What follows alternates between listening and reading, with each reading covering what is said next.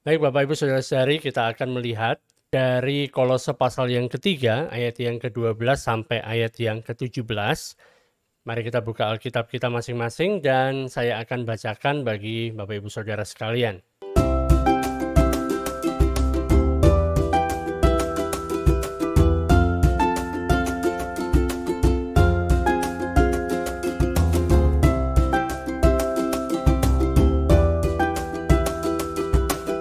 Karena itu, sebagai orang-orang pilihan Allah yang dikuduskan dan dikasihinya, kenakanlah belas kasihan, kemurahan, kerendahan hati, kelemah lembutan, dan kesabaran. Sabarlah kamu seorang terhadap yang lain, dan ampunilah seorang akan yang lain apabila yang seorang menaruh dendam terhadap yang lain. Sama seperti Tuhan telah mengampuni kamu, kamu perbuat jugalah demikian. Dan di atas semuanya itu, kenakanlah kasih sebagai pengikat yang mempersatukan dan menyempurnakan. Hendaklah damai sejahtera Kristus memerintah di dalam hatimu, karena untuk itulah kamu telah dipanggil menjadi satu tubuh. Dan bersyukurlah. Hendaklah perkataan Kristus diam dengan segala kekayaannya di antara kamu, sehingga kamu dengan segala hikmat mengajar dan menegur seorang akan yang lain, dan sambil menyanyikan mazmur dan puji-pujian dan nyanyian rohani. Kamu mengucap syukur kepada Allah di dalam hatimu. Dan segala sesuatu yang kamu lakukan dengan perkataan atau perbuatan, lakukanlah semuanya itu dalam nama Tuhan Yesus sambil mengucap syukur oleh Dia kepada Allah Bapa kita. Nah, minggu lalu kita sudah belajar bersama-sama, kita melihat tentang kehidupan kita sebagai orang percaya, sebagai orang yang menjalani kehidupan yang baru di dalam Kristus. Itu kita memiliki motif mengapa kita perlu untuk melakukan hal-hal yang harus kita lakukan. Seperti yang sering kita dengar, saya selalu mengatakan bahwa kehidupan kita, kekristenan itu bukanlah bicara tentang satu agama, tetapi berbicara tentang hubungan. Bagaimanakah hubungan kita dengan Kristus? Kekristenan itu bicara tentang hubungan antara kita, orang percaya, dengan Kristus yang menjadi kepala. Kita yang menjadi tubuh, Dia menjadi kepala. Dan ini bicara tentang satu keintiman, satu kedekatan, namanya juga hubungan. Oleh karena itu hubungan itu perlu dibina, perlu dibangun, sehingga kita semakin mengerti apa yang Tuhan inginkan dalam kehidupan kita. Kalau misalnya kepala terpisah dengan tubuh, maka tubuh tidak akan berfungsi dan kepala juga nggak berguna gitu ya. Kalau nggak percaya, ya bayangkan saja gitu kan, misalnya kepala tiba-tiba menggelinding maka orangnya akan mati. Jadi ini bicara tentang hubungan. Saat kita punya kehidupan yang baru bersama-sama dengan Kristus, waktu kita percaya Yesus, kita menerima Dia sebagai Tuhan dan Juru Selamat, tidak kemudian saat itu juga kita langsung meninggalkan dunia ini. Tidak tiba-tiba saat itu juga kita langsung menghilang, kemudian kita sudah sampai di hadapan Kristus, kita masuk surga istilahnya gitu ya. Bukan seperti itu, tetapi waktu kita sudah percaya kepada Yesus, kita terima Dia sebagai Tuhan dan Juru Selamat, kita mendapatkan kehidupan yang baru, dikatakan kita menjadi ciptaan yang baru, menjadi manusia yang baru, kita tetap ada di muka bumi ini. Karena itu, ada hal-hal yang kemudian perlu kita lakukan untuk kita memperbaharui pikiran kita sesuai dengan jati diri kita yang sebenarnya, sebab kita adalah manusia baru. Kita sudah melihat bagaimana manusia lama kita itu sudah mati bersama-sama dengan Yesus saat Dia mati di atas kayu salib. Dan saat Yesus dibangkitkan, kita juga ikut bangkit bersama-sama dengan Dia. Ini adalah kepercayaan kita, ini adalah iman kita, ini adalah jati diri kita. Bahwa sebenarnya diri kita bukan milik kita lagi, tetapi menjadi milik Kristus, dan Kristus sendiri yang menjalani kehidupannya di dalam kita dan melalui kita. Nah, oleh karena itu Paulus memberikan kepada jemaat yang ada di Kolose ini bagaimana sih kita bisa menjalani kehidupan yang baru. Harus ada sesuatu yang bisa menggerakkan kita untuk kita mau untuk mengubah kebiasaan-kebiasaan kita yang tidak baik. Sebab apa? Sebab kita mempunyai satu jati diri yang baru di dalam Kristus. Harus ada motif yang benar. Dan Rasul Paulus memberikan ada 4 motif dan kita baru bahas yang pertama saja. Nah, malam hari ini saya akan bahas yang kedua dan kemungkinan yang ketiga kita juga akan bahas bersama-sama. Motif yang pertama yang sudah kita pelajari adalah bahwa kita telah menerima yang namanya kasih karunia dari Tuhan Yesus Kristus. Di dalam kasih karunia Tuhan Yesus Kristus itu, di sana kita telah dipilih oleh Dia, kita juga telah dikuduskan oleh Dia, kita dikasihi dan juga kita diampuni. Jadi karena kita sudah dipilih, karena kita sudah dikuduskan, karena kita dikasihi dan kita diampuni oleh karena kasih karunia yang dilimpahkan kepada kita, yang merupakan suatu hal yang gak bisa kita usahakan, sesuatu hal yang dimana bukan berarti bahwa kita harus berusaha gimana caranya memposisikan diri kita supaya kita bisa terima kasih karunia. Tidak, kasih karunia itu diberikan kepada kita secara cuma-cuma, secara gratis, hanya karena Allah mengasihi kita. Dia memberikan kasih karunia itu kepada kita. Di dalam kasih karunia itu kita sudah dipilih, kita sudah dipisahkan dari dunia ini, kita sudah dikuduskan, kita dikasihi, dan juga kita diampuni. Oleh karena itu, karena kita sudah menerima 4 hal ini oleh karena kasih karunia, maka kita mulai bisa mengenakan yang namanya belas kasihan. Ya. Ilustrasi yang diberikan Rasul Paulus di sini itu seperti orang pakai baju. Jadi kalau kita mau pakai baju yang baru, maka baju yang lama kita lepas, baru kemudian kita mengenakan baju yang baru. Kehidupan kekristenan juga sama seperti itu. Manusia yang lama itu kita tanggalkan dan kita mengenakan manusia yang baru yang setiap hari diperbaharui. Dan kita mengenakan belas kasihan. Kemudian kita mengenakan kemurahan. Kita mengenakan kerendahan hati, kemudian kita mengenakan kelemah lembutan, kenakan juga panjang sabar, sabar seorang terhadap yang lain, kemudian mengenakan pengampunan dan mengenakan kasih. Kita mengenakan semuanya itu karena apa? Karena kita sudah menerima kasih karunia. Karena kita memiliki hal yang sangat luar biasa yang gak bisa kita usahakan tapi diberikan kepada kita. Dan itu semua membuat kita mau mengenakan hal-hal tersebut. Ini menjadi motivasi bagi kita untuk menjalani kehidupan kita sebagai orang percaya, sebagai orang yang sudah dilahirkan baru, sebagai orang yang kudus. Itu motivasi yang pertama. Kemudian motivasi yang kedua adalah bicara tentang karena kita sudah menerima yang disebut sebagai damai sejahtera Kristus. Ini motivasi yang kedua. Karena kita menerima damai sejahtera Kristus. Kalau teman-teman melihat di dalam Kolose pasal yang ketiga ayat yang ke-15. Di sana dikatakan hendaklah damai sejahtera Kristus memerintah dalam hatimu. Karena untuk itulah kamu telah dipanggil menjadi satu tubuh dan bersyukurlah. Jadi diingatkan karena ada damai sejahtera Kristus makanya biarlah damai sejahtera Kristus itu yang memerintah di dalam kehidupan kita, yang memimpin kehidupan kita. Dan karena itu kita dipanggil untuk menjadi satu tubuh. Nah, kata memerintah itu kadang-kadang mungkin kita berpikir seperti ini, memerintah itu kayak bos, gitu kan? Kayak bos, kamu lakukan ini, kamu lakukan itu, gitu. Tapi sebenarnya kata memerintah di sini itu dalam bahasa Yunaninya itu bisa diterjemahkan seperti wasit. Nah, teman-teman pernah lihat wasit? Bukan pangsit ya, wasit. Wasit di dalam pertandingan olahraga. Jadi wasit ini kemudian menunjukkan ini loh yang benar seperti ini. Kalau yang ini salah kemudian dapat kartu merah, kartu kuning dan lain sebagainya. Jadi seperti wasit. Damai sejahtera yang diberikan Allah di dalam kehidupan kita, di dalam hati kita ini, itu yang menjadi wasit. Kira-kira kalau aku melakukan begini ada damai sejahtera atau tidak? Jadi itu yang menjadi penentu. Apakah kita boleh lanjut terus melakukannya atau kita harus stop? Jadi motivasi dalam kita melakukan segala sesuatu tindakan kita sebagai orang percaya, sebagai perwakilan Kristus di muka bumi ini karena ada damai sejahtera. Oh, kalau aku lakukan ini memang sulit sih.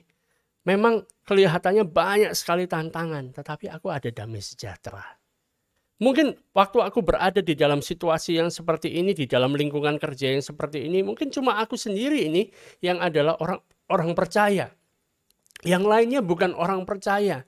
Tapi di tengah-tengah segala sesuatu yang seperti itu, ada damai sejahtera. Jadi damai sejahtera ini yang memerintah di dalam hati kita. Damai sejahtera ini yang menjadi wasit di dalam kehidupan kita. Dan ini merupakan hal yang penting. Makanya Rasul Paulus mengingatkan motif yang kedua, bicara tentang damai sejahtera. Hendaklah damai sejahtera Kristus memerintah di dalam hatimu. Bukan di dalam hati orang lain ya, tapi di dalam hatimu. Karena untuk itulah kamu telah dipanggil menjadi satu tubuh dan bersyukurlah. Jadi kita sudah menjadi satu tubuh dengan Kristus, artinya apa? Damai sejahtera Kristus itu yang memerintah di dalam kehidupan kita. Karena itu kita bisa bersyukur. Nah, motif yang pertama tadi kita sudah membahas di minggu yang lalu, bicara tentang bahwa kita telah menerima kasih karunia dari Tuhan Yesus, di mana kita sudah dipilih, kita sudah dikuduskan, kita dikasih, kita diampuni, kemudian kita juga mendapatkan damai sejahtera Kristus. Nah, itu menjadi motivasi bagi kita melakukan segala sesuatunya. Berikutnya adalah motivasi yang ketiga, berbicara adalah bahwa kita memiliki yang namanya firman Kristus. Kita punya firman Kristus. Di ayat yang ke-16 di sana dikatakan, hendaklah perkataan Kristus diam dengan segala kekayaannya di antara kamu, sehingga kamu dengan segala hikmat mengajar dan menegur seorang akan yang lain, dan sambil menyanyikan mazmur dan puji-pujian dan nyanyian rohani, kamu mengucap syukur kepada Allah di dalam hatimu. Kita temukan di sini kata perkataan dari Kristus atau firman Kristus. Kita bisa mengatakan bahwa perkataan Kristus itu adalah firman Allah. Mengapa demikian? Di dalam Yohanes pasal yang pertama, ayat yang pertama dikatakan pada mulanya adalah firman. Firman itu bersama-sama dengan Allah dan firman itu adalah Allah. Artinya perkataan yang disampaikan oleh sang firman yang kemudian dia menjadi manusia, tinggal di antara kita, penuh dengan kasih karunia dan kebenaran, itu bicara tentang Kristus sendiri. Jadi perkataan Kristus sama dengan firman Allah. Nah, yang dihadapi oleh Rasul Paulus di dalam jemaat yang ada di Kolose itu adalah karena ada berbagai tantangan dari guru-guru palsu. Orang-orang yang menganggap dirinya rohani, orang-orang yang menganggap dirinya mengetahui tentang hal-hal rohani, tapi sebenarnya bukan berdasarkan kepada firman Allah, bukan berdasarkan kepada firman Kristus. Yang mereka ajarkan adalah berbagai macam tradisi-tradisi manusia. Yang mereka ajarkan adalah berbagai macam peraturan agama dan filsafat manusia. Mereka ini seakan-akan berusaha untuk mengharmoniskan antara firman Allah dengan pengajaran mereka. Jadi membawa firman Allah yang harusnya menempati posisi paling atas yang menjadi tolok ukur dari segala sesuatunya, kemudian diturunkan untuk bisa disejajarkan dengan apa yang mereka ajarkan, dicocok-cocokkan. Nah, ilmu cocok logi. Nah, itu yang terjadi di sana. Tapi hal ini sebenarnya kalau kita mau jujur dengan apa yang dikatakan oleh firman Allah, hal ini nggak mungkin untuk bisa dilakukan. Firman Allah ya firman Allah, kebenarannya absolut mutlak. Dan memang seperti itu, tidak bisa dikurangi, nggak bisa ditambah lagi. Kebenarannya memang seperti itu. Jadi nggak bisa dicampurkan, nggak bisa diturunkan. Dan saat kita bicara tentang firman Allah itu selalu akan berbicara hal-hal yang meninggikan Yesus. Yang meninggikan Yesus. Sedangkan kita sudah mengetahui, kita sudah melihat tentang bagaimana pengajaran dari guru-guru palsu yang ada di kota Kolose ini, mereka mereka menempatkan Kristus itu pada posisi yang sama dengan hal-hal yang lain. Makanya di pasal-pasal sebelumnya kita temukan bahwa mereka melihat bahwa Kristus itu ya sama modelnya seperti para malaikat. Karena itu kalau mau berdoa kepada Allah Bapa, nggak usah lewat Kristus, lewat malaikat aja juga bisa gitu loh. Mereka mau menurunkan hal ini. Makanya di dalam Kolose bicara tentang keutamaan Kristus. Dia yang ada di dalam segala sesuatu dan segala sesuatu ada di dalam Dia. Dia yang menopang segala sesuatu. Jadi firman Allah akan selalu meninggikan Kristus, akan selalu bicara tentang luar biasanya Kristus. Nggak mungkin ada firman Allah yang kemudian mengatakan Kristus itu bukan apa-apa. Nggak ada ceritanya. Itu berarti bukan firman Allah. Firman Allah pasti akan meninggikan Kristus.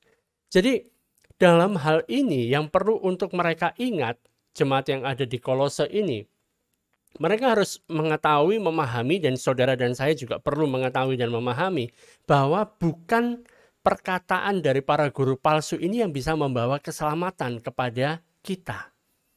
Jadi perkataan guru palsu itu seakan-akan mereka hebat, pintar ngomong dengan tradisinya, dengan cara-cara begini, harus melakukan ini, harus melakukan itu.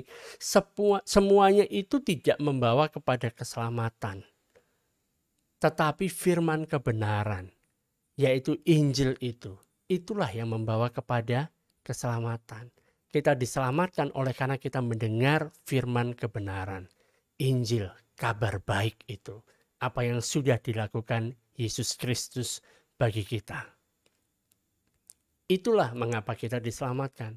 Dan firman yang sama itu juga memberikan kehidupan kepada kita.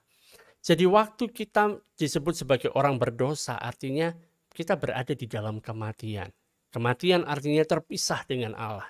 Begitu kita mendengar firman Kristus, begitu kita mendengar firman kebenaran, yaitu Injil, damai sejahtera itu diberitakan kepada kita dan kita percaya kepada Kristus, kita menjadi manusia yang baru. Roh kita menjadi hidup. Dan firman itu memberikan kehidupan kepada kita dan tidak berhenti sampai di sana saja. Ternyata firman kebenaran itu juga menjaga kita dan juga menguatkan kita. Nah, teman-teman nanti bisa baca sendiri di dalam 1 Petrus pasal yang pertama ayat yang ke-22 sampai pasal yang kedua ayat yang ketiga. Bisa lihat sendiri di sana. Nah, di sini Paulus menekankan bahwa hendaklah perkataan Kristus, ingat ya, perkataan Kristus, diam dengan segala kekayaannya di antara kamu. Perkataan Kristus, diam dalam segala kekayaannya di dalam kamu.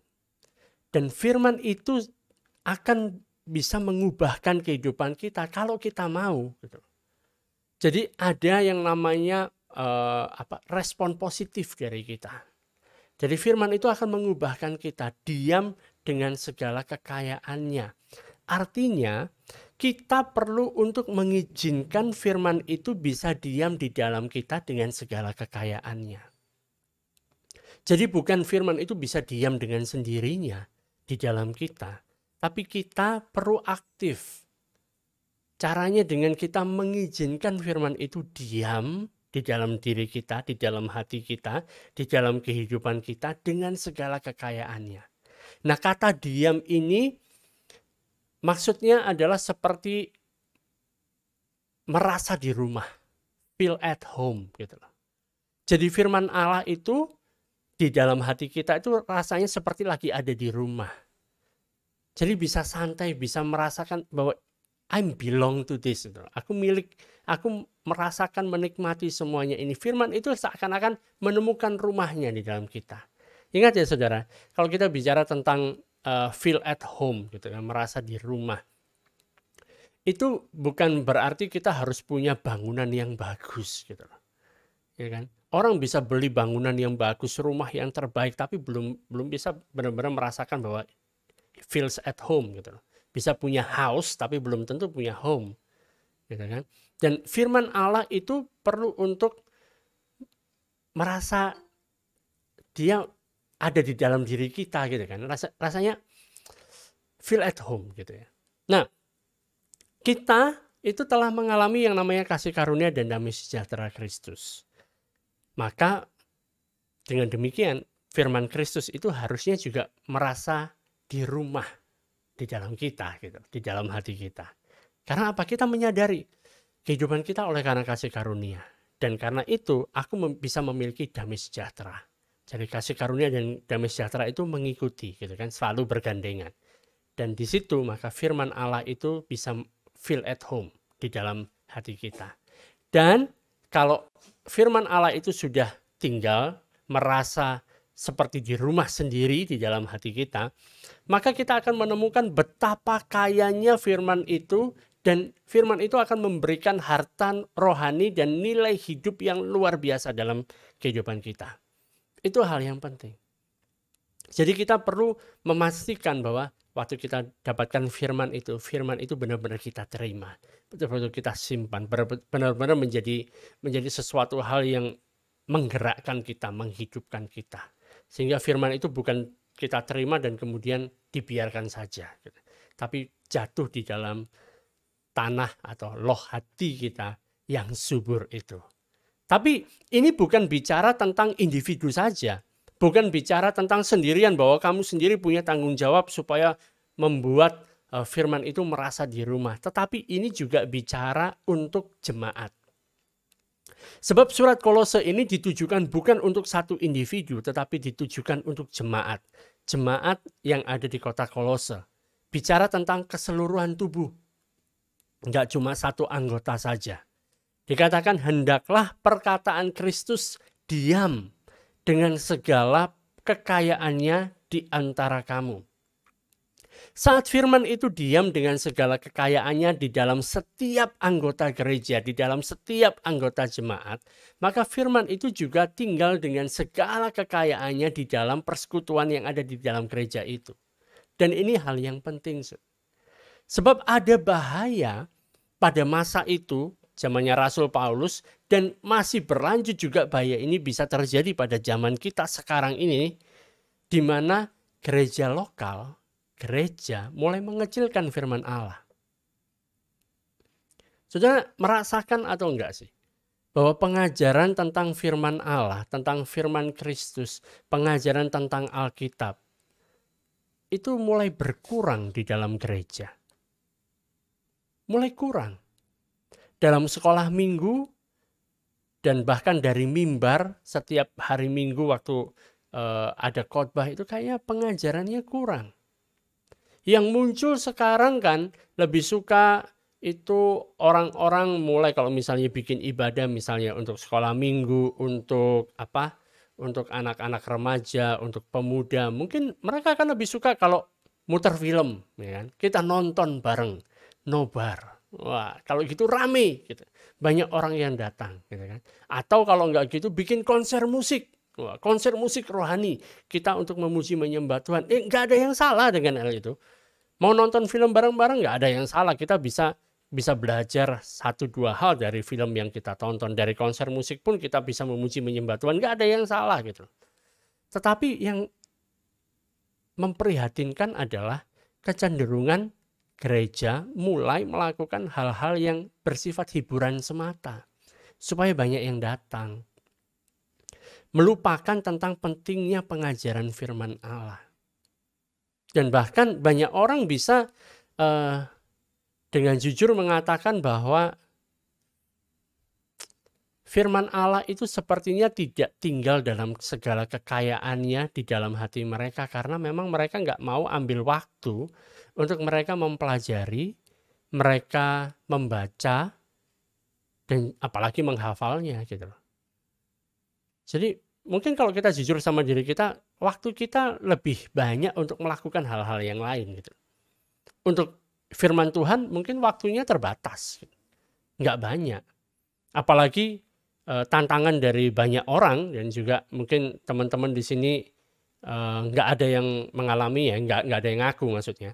Waktu kita buka Alkitab kan, awalnya sudah semangat ini kan, udah mandi, pakai baju, semprot parfum gitu kan, udah wah semangat mau baca firman Tuhan. Ambil Alkitab, begitu Alkitabnya dibuka, wah gitu kan, begitu mulai dibaca, yang terjadi mulutnya juga ikut terbuka. Wah, gitu kan. Awalnya semangat gitu loh, tapi begitu buka langsung gitu kan. Matanya mulai tertutup. Baca 1 paragraf, 2 paragraf, 1 ayat, 2 ayat, mulai matanya udah mulai tertutup-tutup. Mulutnya makin terbuka lebar. Yang keluar bukan aliran air pewahyuan, tetapi air yang dari sini mulai keluar gitu. Orang mengatakan kalau nggak bisa tidur gampang obatnya. Ambil Alkitab, buka, ya kan? kita bilangan, imamat, pasti cepat tidur gitu kan. Karena bosan bacanya gitu. Nah, ini yang terjadi. Dan ini merupakan satu hal yang bahaya gitu. Karena mau nggak mau kan, kita perlu untuk mengetahui apa yang dikatakan oleh firman Tuhan sebab kita hidup dari sana. Itu yang membuat kita termotivasi untuk kita bisa terus melangkah di tengah segala macam permasalahan. Karena mengikut Kristus itu percaya kepada Tuhan Yesus itu bukan langsung otomatis kita terbebas dari segala macam permasalahan. Nggak ada ceritanya begitu. Justru maka Tuhan Yesus mengatakan di dalam dunia ini kamu akan mengalami berbagai macam penganiayaan.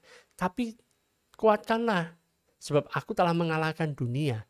Nggak usah khawatir. Jadi kita perlu untuk melihat apa yang dikatakan oleh firman Tuhan. Makanya penting. Tidak hanya untuk diri sendiri, tapi juga secara kolektif, secara persekutuan. Firman Tuhan itu penting, bukan hal-hal yang lain. Saya beberapa tahun yang lalu sempat mengadakan satu survei kan. Survei sendiri aja gitu kan. Karena saya tidak punya badan survei yang canggih gitu kan. Survei sendiri. Jadi saya berkeliling dari satu gereja ke gereja yang lain, mendengarkan apa sih yang diajarkan di gereja tersebut pada waktu hari Minggu, khotbah hari Minggu. Dan saya temukan dari sekian banyak gereja yang disurvei adalah banyak dari gereja-gereja itu yang mereka beritakan adalah bicara tentang motivasi, adalah bicara tentang hal-hal yang kita harus lakukan. Pokoknya membuat orang happy gitu. Jarang sekali bicara tentang Kristus. Jarang sekali bicara tentang Yesus Kristus. Hanya ada 1-2 gereja yang seperti itu. Wah, ini sangat miris. Ini yang terjadi yang pada saat zamannya Rasul Paulus ini terjadi saat itu Rasul Paulus menuliskan surat kepada jemaat yang tidak pernah dia temui. Dia nggak pernah datang ke kota Kolose, tapi karena melihat hal ini dia tulis surat.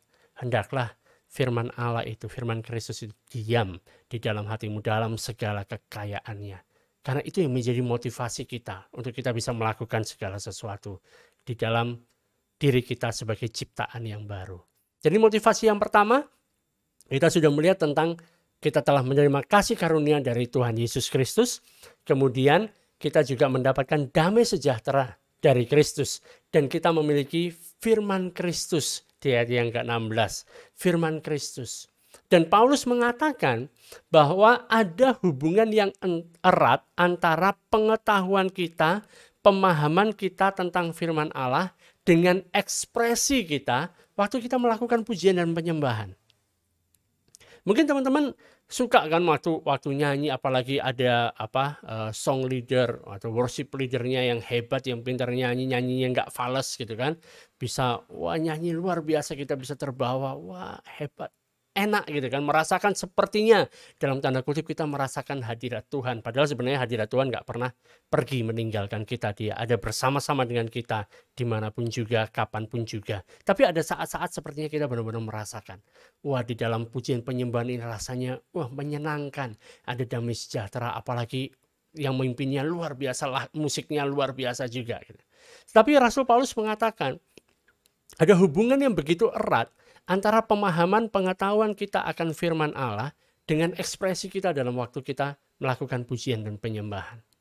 Salah satu cara untuk kita bisa mengajar dan juga menguatkan diri kita dan juga sekaligus menguatkan orang lain adalah dengan cara kita mulai menyanyikan firman Allah. Karena kalau misalnya kita bicara, kita baca gitu kan, kadang-kadang bosen.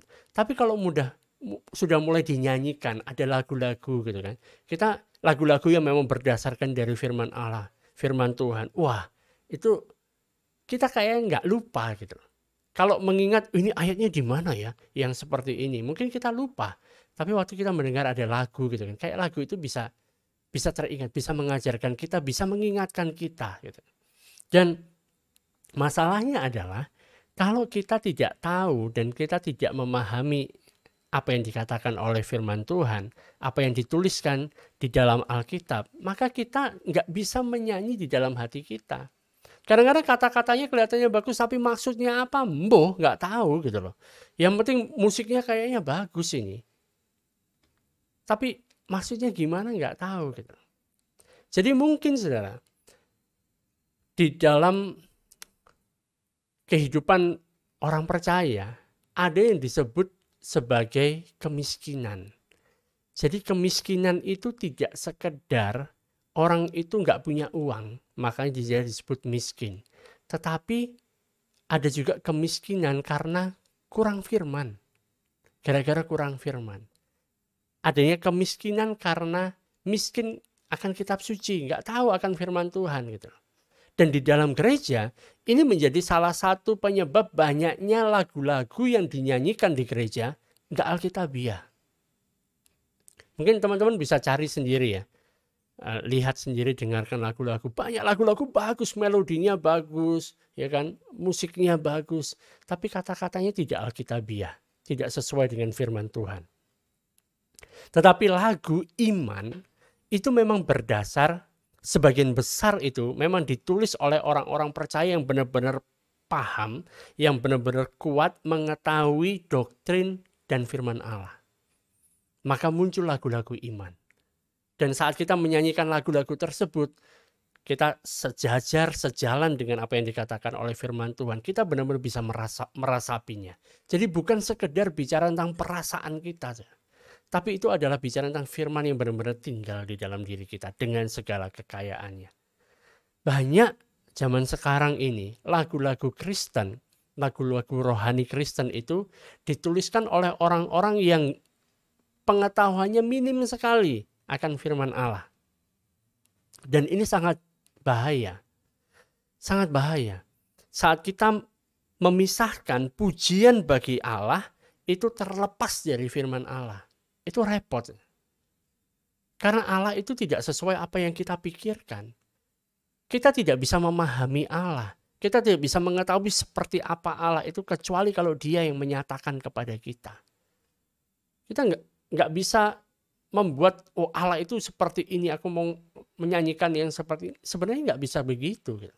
Makanya di dalam hukum Taurat itu dikatakan di dalam salah satu di 10 perintah Allah, jangan membuat bagimu patung seperti benda yang ada di langit, yang ada di atas gitu kan.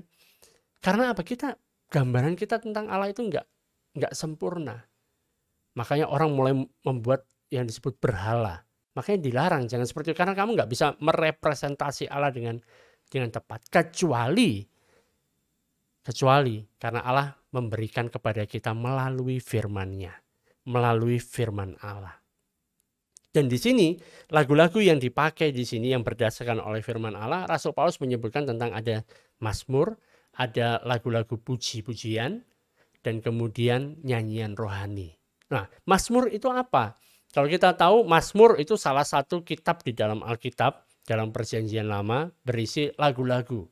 Jadi mazmur ini adalah lagu-lagu yang ditulis oleh orang-orang Yahudi dan juga bisa dipakai oleh orang-orang Kristen. Jadi lagu-lagu kitab mazmur itu dinyanyikan biasanya, ya kan? Kemudian ada kidung puji-pujian. Dan juga mungkin kita lebih mengenal dengan kata himne gitu ya, hymn gitu kan. Itu merupakan lagu-lagu yang ditulis oleh orang-orang Kristen, kidung puji-pujian. Dan dari sana berbicara tentang firman Allah. Dan itu bisa menguatkan kita. Ditambah lagi kita bisa saling menguatkan dengan melakukan nyanyian rohani. Nyanyian rohani ini adalah satu lagu, satu nyanyian yang digubah dan diinspirasi oleh Allah sendiri, bukan oleh manusia. Jadi ada masa-masa tertentu di mana waktu kita memuji menyembah Tuhan, tiba-tiba muncul ada satu melodi nyanyian yang baru, ya kan? Tuhan memberikan nyanyian baru dalam mulutku gitu kan. Dan ini sesuatu hal yang bisa dikatakan spontanitas dan itu bisa memberkati kita gitu. Bisa memberkati kita, memberkati juga orang-orang yang mendengarnya. Nah, Paulus itu menggambarkan satu ibadah gereja lokal itu seperti di dalam 1 Korintus pasal yang ke-14 ayat yang ke-26. Dikatakan demikian. Jadi bagaimana sekarang saudara-saudara? Bagaimana atau bila mana kamu berkumpul, waktu kalian berkumpul, hendaklah tiap-tiap orang mempersembahkan sesuatu. Yang seseorang mazmur. Jadi ada yang nyanyi dari lagu-lagunya orang Yahudi ini yang tertulis dalam kitab Mazmur, bermazmur, ya kan? Yang lain menyampaikan pengajaran atau penyataan Allah atau karunia bahasa roh, atau karunia untuk menafsirkan bahasa roh. Tetapi semuanya itu harus dipergunakan untuk membangun. Jadi di dalam ibadah itu tujuannya adalah untuk membangun.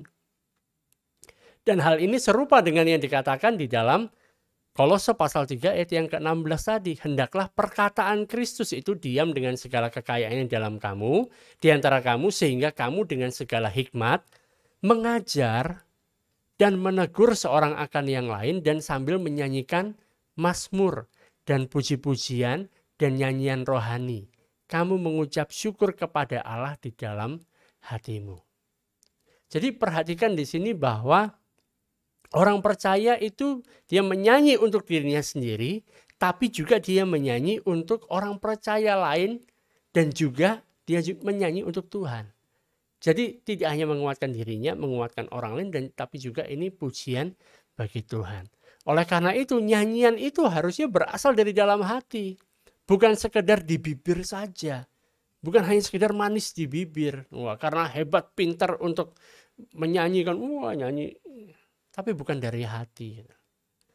Masalahnya adalah kalau firman Allah tidak ada di dalam hati kita, maka kita nggak bisa menyanyi dari hati. Kita mungkin menyanyi dari perasaan, tapi bukan berasal dari hati, karena firman Allah nggak ada di sana. Dan ini menunjukkan betapa pentingnya untuk kita mengetahui, kita mengenal firman Allah, sebab hal itu akan memperkaya penyembahan kita. Baik penyembahan yang kita lakukan secara pribadi ataupun secara kolektif, secara bersama-sama dengan seluruh jemaat yang ada. Makanya waktu kita menyanyi kan, harusnya nyanyian yang kita nyanyikan itu kita nyanyikan dengan grace. Artinya bukan kita cari orang yang namanya Grace ini yuk nyanyi sama aku, bukan seperti itu. Tapi kita menyanyi sebab kita memiliki kasih karunia Allah itu melimpah-limpah di dalam hati kita, di dalam kehidupan kita. Gitu kan. Kita membutuhkan kasih karunia untuk kita bisa menyanyi di saat kita berada di dalam kesakitan. Kita membutuhkan kasih karunia Tuhan untuk kita bisa memuji Tuhan, menyembah Tuhan, menyanyi bagi Dia di dalam penderitaan yang sedang kita alami. Atau dalam segala situasi yang sedang menentang kita. Repot kan? Bayangkan, orang Kristen itu memang dikatakan seperti orang yang aneh gitu. Pada saat dia gembira dia menyanyi, ya. Pada saat dia sedih dia juga menyanyi. Saat ada yang meninggal dia menyanyi. Saat ada orang yang dibaptis dia menyanyi gitu kan. Orang Kristen itu kayak gitu. Pujiannya dari dalam hati. Apapun yang terjadi di luar, tapi dalam hatinya melimpah dengan kekayaan firman itu. Itu yang membawa perubahan, perbedaan antara orang Kristen dengan orang-orang lainnya. Dalam masalah yang susah, lagi ditangkap, dipenjara, dimasukkan di dalam ruang bawah tanah di dalam penjara. Yang gelap, nggak kelihatan apa-apa. Sebelumnya mereka dipukuli, Paulus dan Silas. Tapi yang mereka lakukan di dalam penjara itu, mereka menyanyi. Mereka menyembah Tuhan. Orang mungkin melihat ini orang aneh ini. Di dalam penjara udah dipukuli seperti itu masih dia menyanyi. Apakah sudah konslet dia? Apakah dia mulai begini? Tapi ini keistimewaan kita. Jadi seperti Paulus dan Silas menyanyi di dalam penjara gitu kan. Mereka bisa menyanyi itu karena mereka mempunyai kasih karunia.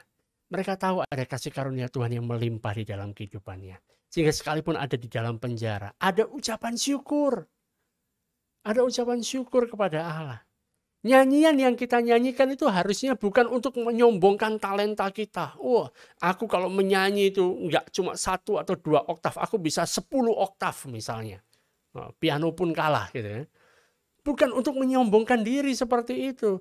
Tetapi ini nyanyian kita itu sebenarnya merupakan demonstrasi dari kasih karunia kuasa Allah di dalam kehidupan kita, di dalam hati kita.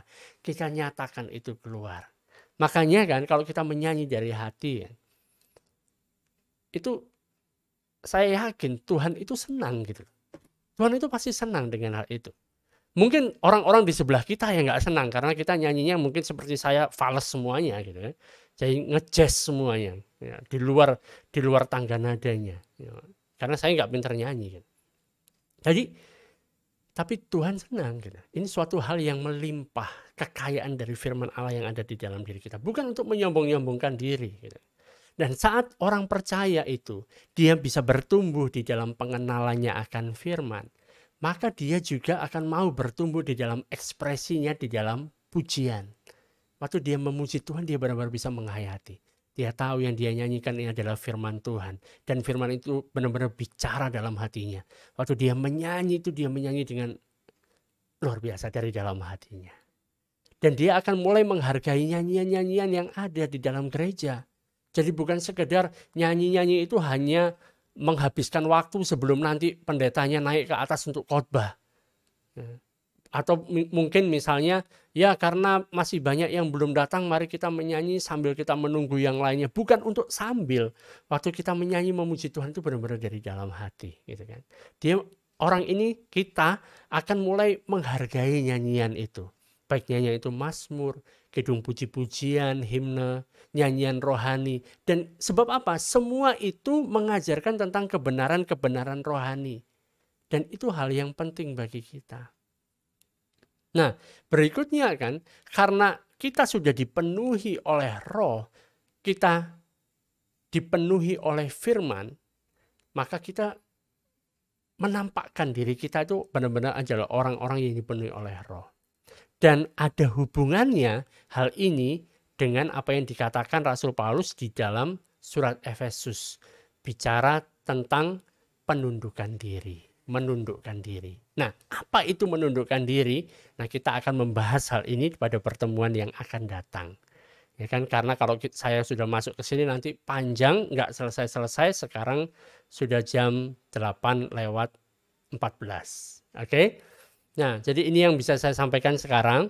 Ingat bahwa kita punya motivasi yang kuat untuk kita menjalani kehidupan kita sebagai orang percaya. Kita telah menerima kasih karunia dari Kristus Yesus Tuhan kita. Kita mempunyai damai sejahtera. Kita juga punya firman Allah yang pada gilirannya akan membuat kita bisa menundukkan diri. Susah bagi kita untuk menundukkan diri.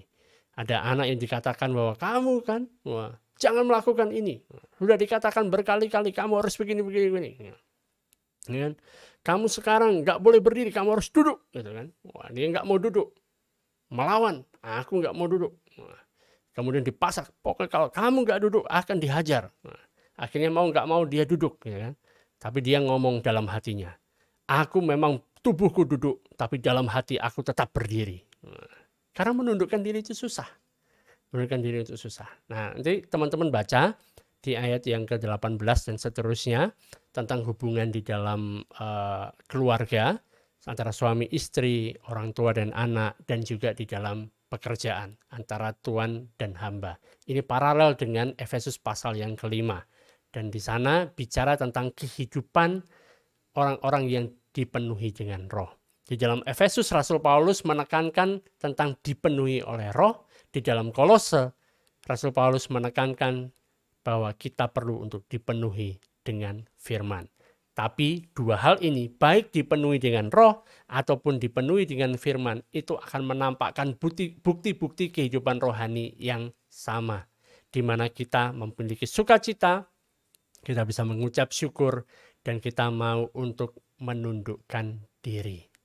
Jadi bagaimana kita bisa melihat bahwa seseorang yang percaya itu dipenuhi dengan Roh saat ada sukacita, hidupnya penuh dengan ucapan syukur, dan dia mau untuk menundukkan diri. Dan ini terlihat di dalam hubungannya baik waktu dia di rumah maupun di tempat kerjanya. Dan begitu juga seorang yang dipenuhi dengan firman Allah. Dia akan menunjukkan ada sukacita, ada ucapan syukur, dan bagaimana penundukan diri yang dia lakukan.